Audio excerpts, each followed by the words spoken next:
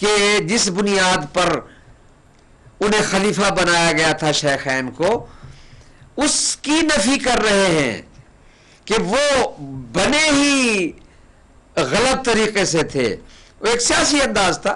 بہرحال میں اگر سخت لفظ استعمال نہ کروں تو یہ کہہ سکتا ہوں کہ وہ ایک سیاسی حکومت کا ڈھانچہ بنایا جا رہا تھا جس کا خلافت رسول سے کوئی تعلق نہیں تھا. ہماری بحث الحمدللہ میں نے مختلف بیانات فریق مخالف کے سنے ہیں، اور میں خوش ہوا ہوں کہ وہ اب اعتراف کرنے پر آ گئے ہیں کہ یہ لوگوں کے چناؤ سے حاکم بنے. یہی تو ہم کہتے ہیں. جھگڑا تو صرف ہمارا یہ ہے کہ بھئی یہ خلیفۃ اللہ یا خلیفۃ رسول اللہ نہیں ہے، انہیں اللہ نے نہیں بنایا، انہیں رسول نے نہیں بنایا، انہیں رسول کو یہ کام کرنا تھا، رسول نے جن کے لیے کیا یہ وہ نہیں ہے. یہی ہماری بحث ہے. ورنہ لوگوں نے تو بنایا تھا، یقیناً بنایا تھا، اور وہ 6 تھے 10 تھے. وہ بحث پھر جب آئے گی وہاں پر پہنچوں گا. میں ذرا ابھی سقیفہ کی پہلے میں نے نص بیان کرنی ہے، وہ نصوص کے جو مولا علی کی ولایت و امامت پر دلیل ہے وہ پیش کروں گا. اس کے بعد آؤں گا اس چبوترے پر جس پر یہ سقیفہ بنو ساعدہ، جہاں پر یہ سب اکٹھے ہوئے تھے اور انہوں نے ایک چند آدمیوں کے اجتماع سے ایک سیاسی حکومت کی تشکیل کا ڈھانچہ بنایا تھا. کوئی بات نہیں، یہ تو ہے، یہ تو ہم بھی مانتے ہیں. اسی سلسلے کی کڑی جو ہے وہ معاویہ بھی ہے، یزید بھی ہے. لہذا ہم یہ کہتے ہیں کہ افسانوی انداز میں باتیں کرنے کی بجائے طالب علمانہ تحقیقی انداز میں اگر ہم بحث کریں، اور صرف مولا علی نے بیعت نہیں بلکہ اوروں نے بھی کہیں انہوں نے بیعت نہیں کی تھی. کتنے ایسے لوگ ہیں، اگر چاہتے ہیں تو آج میں وہ اشارتاً، چونکہ ہمارے فریق مخالف کو اس بیعت کے افسانے سے بڑی محبت ہے، وہ ہر بیان میں اس کا تذکرہ کرتے ہیں، ربط و بے ربط اس کو ملا دیتے ہیں.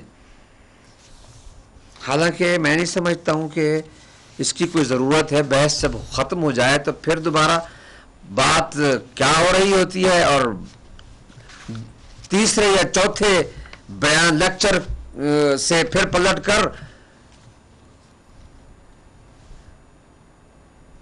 وہی بات آتی ہے کہ افئمات او قتل انقلبتم علی اعقابکم.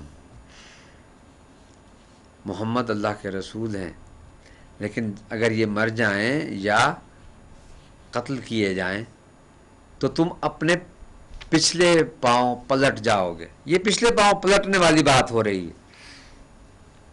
موت نبی کا انکار تو خود ان کی اپنی کتابوں میں ثابت ہے، وہ میں بیان کر چکا ہوں، اب پیچھے نہیں جانا چاہتا ہوں. کہ حضرت عمر نے انکار فرما دیا تھا کہ مت کہو کہ محمد مر گئے، جو کہے گا اسے قتل کر دیں گے، اس کی گردن اڑا دیں گے. وہ تو اسی طرح سے آسمان پر گئے جیسے عیسیٰ علیہ السلام، یا جیسے حضرت موسیٰ گئے تھے اور پھر آ گئے تھے، وہ آ جائیں گے. موت تو ایک نظام خدائی ہے. اس کا تو ہم تو کہتے ہیں نا، جب احمد مرسل نہ رہے کون رہے گا، تو یہ وفات پیغمبر بھی مناتے ہیں. تو پھر موت کا انکار کس نے کیا تھا، کیوں کیا تھا، اس کا ایک بڑا پس منظر ہے. بہرحال میں عرض کر رہا تھا کہ مولا کائنات نے بیعت نہیں کی. یہ میں بھی اب ضمناً بیان کرتا جاؤں تاکہ لوگوں کے اذہان کو جو خراب کرنے کی کوشش کی جا رہی ہے وہ نہ ہو سکے. اب دیکھیے کن کن حضرات نے مولا علی علیہ السلام کے علاوہ کن کن حضرات نے بیعت نہیں کی. قبائل میں سے قبیلہ حوازن، انہوں نے یہ کیا لفظ کہا تھا، لا نبایع ذا الخلال. اس فدق کی چادر کو اوڑھ کر بیٹھنے والے کی، خلال کہتے ہیں فدق کی جو چادر جو خلیفہ اول نے اوڑھ لی تھی، تو انہوں نے کہا کہ یہ فدق کی چادر کو اوڑھ کر بیٹھنے والے کی ہم بیعت نہیں کریں گے۔ یہ کتاب شرح نہج البلاغہ ابن ابی الحدید المعتزلی، جلد 6 صفحہ 41۔ اس کے بعد قبیلہ مالک بن نویرہ کا، الیربوعی، مالک بن نویرہ الیربوعی، ان کے قبیلے نے بھی بیعت سے انکار کر دیا تھا اور کہا ہم یہ نہیں کریں گے۔ اس کے بعد اس کو بیچارے کو کیا اس کے ساتھ ظلم ہوا وہ تاریخ جانتی ہے۔ جناب ابو ذر غفاری، ابو ذر جندب بن جنادہ الغفاری، انہوں نے تو نہ پہلے خلیفہ اول کی بیعت کی، نہ خلیفہ دوم کی بیعت کی، نہ خلیفہ سوم کی بیعت کی، وہ مولا علی کی بیعت انہوں نے کی اور آخر تک اسی غدیر کے اعلان پر قائم رہے۔ اس کے لیے شرح اصول کافی المازندرانی میں موجود ہے۔ پھر اس کے بعد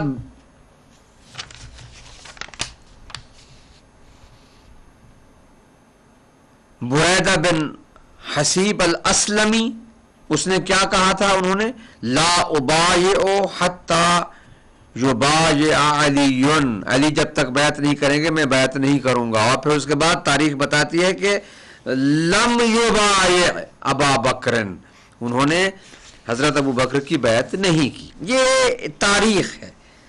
اس کا حوالہ الفوائد الرجالیہ، جلد 2 صفحہ 120۔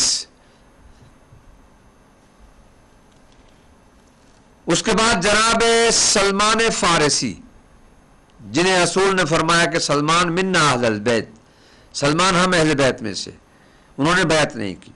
والمقداد، مقداد نے بیعت نہیں کی۔ عمار بن یاسر، انہوں نے بیعت نہیں کی۔ ابو الحیثم بن تیہان، انہوں نے بیعت نہیں کی۔ سہل، انہوں نے بیعت نہیں کی۔ اس سہل و عثمان ابن حنیف، ان دو حنیف کے 2 بیٹوں نے، سعد اور عثمان نے بیعت نہیں کی۔ خزیمہ بن ثابت، جنہیں ذو الشہادتین بھی کہا جاتا ہے، انہوں نے بیعت نہیں کی۔ ابی بن کعب، ابو ایوب الانصاری، کتنی عظیم شخصیت، اللہ اکبر، جناب ابو ایوب الانصاری۔ تاریخ ہجرت نبوی پڑھنے سے ان کی عظمت معلوم ہو جاتی ہے کہ یہ کتنی عظیم شخصیت تھے، انہوں نے بیعت نہیں کی، تاریخ میں ہے۔ تو پھر جنہوں نے بیعت کی ہے وہ باقی ان کی حیثیت ہی کیا رہتی ہے؟ ایسے جلیل القدر اصحاب نے، میں کہتا ہوں جتنا اصحاب نبی کا ہم احترام کرتے ہیں یہ حضرات بھی نہیں کرتے۔ یہ تو سوائے 2-4 حضرات کے اور کسی کو صحابی بھی نہیں سمجھتے ہیں۔ باقی یہ صحابی کیا نہیں ہے؟ ہم تو ان کے قدموں کی خاک کو اپنا سرمہ نگاہ بناتے ہیں۔ یہ تو وہ ہستیاں ہیں جو حضور کے قریب رہتے تھے، جنہوں نے آخر تک وفا کی، انہوں نے بیعت نہیں کی۔ بہرحال یہ افسانہ بیعت کا تذکرہ میں نہیں کرنا چاہتا تھا، مگر میں نے سنا ہے کہ آج کل وہ پھر کسی نہ کسی بہانے سے اس افسانے کا تذکرہ کرتے ہیں، تو میں چاہتا تھا کہ اس کو بھی ذرا واضح کر دوں تاکہ دنیا کو یہ پتہ چل جائے کہ حق اور حقیقت کو جس طرح سے چھپانے کی کوشش کی جا رہی ہے، یہ اسی پرانے زمانے کی یاد تازہ ہو رہی ہے۔ اطیعوا اللہ و اطیعوا الرسول و اولی الامر منکم، حکم ہے اللہ کی طرف سے اطاعت کرو اللہ کی اور اطاعت کرو رسول کی اور اولی الامر کی جو تم میں سے ہیں۔ کہاں ہے اس میں کہ وہ اولی الامر جنہیں تم نے بنانا ہے، یا تم